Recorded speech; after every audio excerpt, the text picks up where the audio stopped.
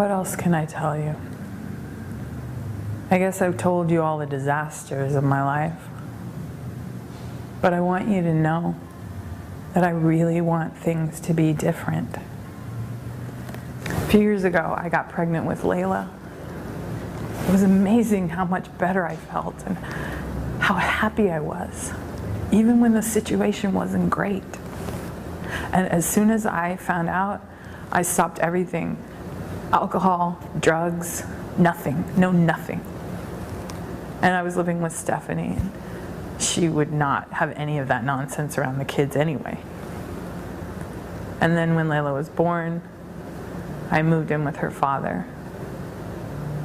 And I'll admit, things started to fall apart. And I did some drugs, but not a lot. I took Layla and I ran away from her father. And we were living in my car for a while, but Steph made me leave Layla with her. And then some other stuff happened and I ended up here. But I haven't had any drugs for 9 weeks.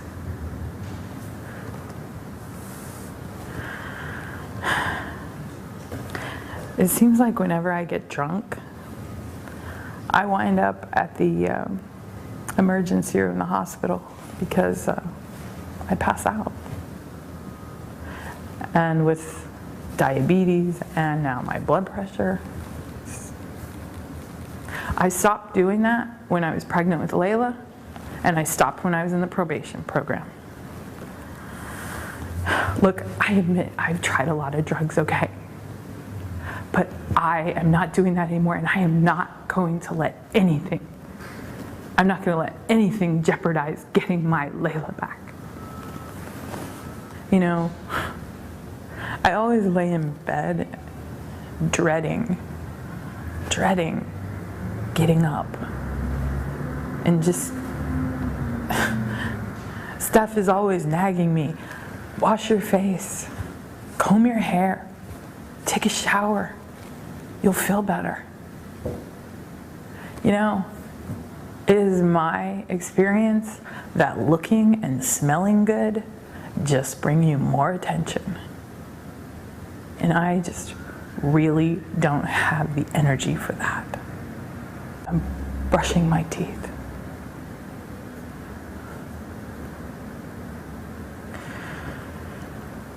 So Steph tells me that you need to know about my work, where I've worked. It's really hard because it's really hard to remember. But I was never really good at working. I tried to work at this burger house, but it was just very confusing and hectic, and they used computers, and I had never really used computers, and they used computers for everything. And then I worked at a Bandito Burrito, Q-Mart, and then this little grocery store at night, stocking shelves. I never really lasted at any of these jobs more than a couple of weeks. I don't know, my supervisors would yell at me, and then I would just kind of space out and go into my dream world. One guy even told me that I was sleeping on the job. He was certain that I was sleeping on the job. I don't even remember that. I thought that I had a hard time with things, you know. I don't know, things like being on time. I couldn't get out of the house. Just simple things. I didn't know how to do simple things. And I was too slow, so I was always getting yelled at by my supervisors. And then I would cry. When I was at the grocery store, I thought this would be a good job for me, and I was so happy. I felt so good being there. It was on the night crew stocking shelves away from people. I thought this would be really good for me. And at first, my manager really, really liked me because I was really fast. I did everything really fast. But then,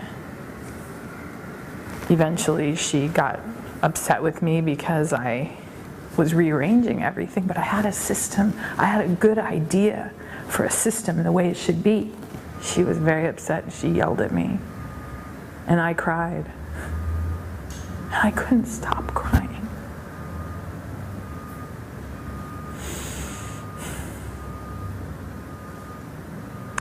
It would be nice to work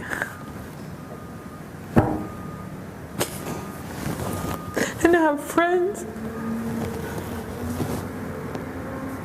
But you know, it's been so long that I don't know if I would know how.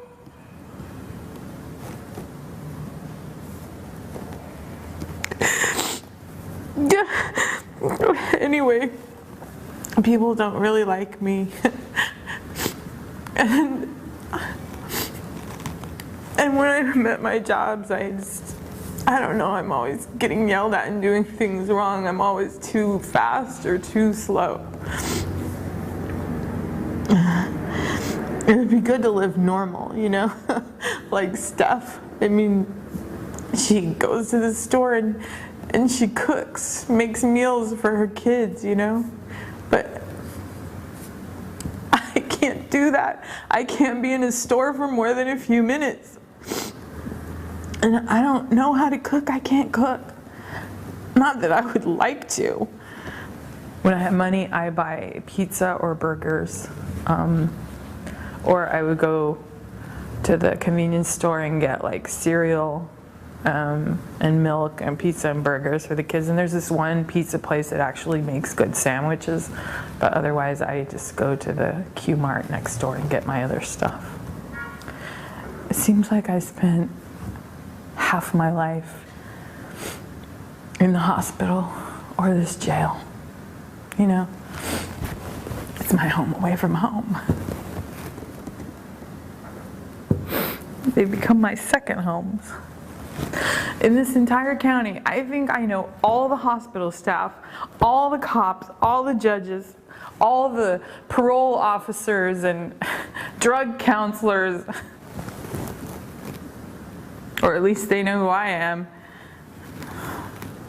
You can ask Steph. She keeps track of all that stuff. But when I'm free, I wander from place to place, you know, parks, walking paths, library. You know, it really isn't good to stay in one place for too long because then people want to talk to you.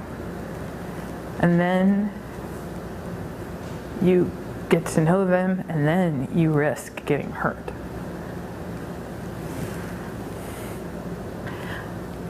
Stephanie is the one person that I feel safe around, so. And then when the protective services will let me.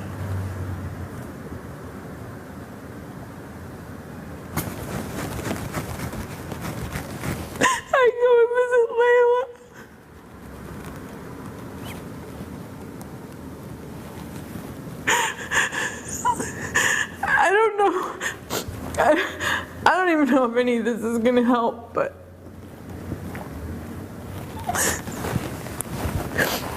I promised Stephanie that I would try. So, can I go back to my cell now?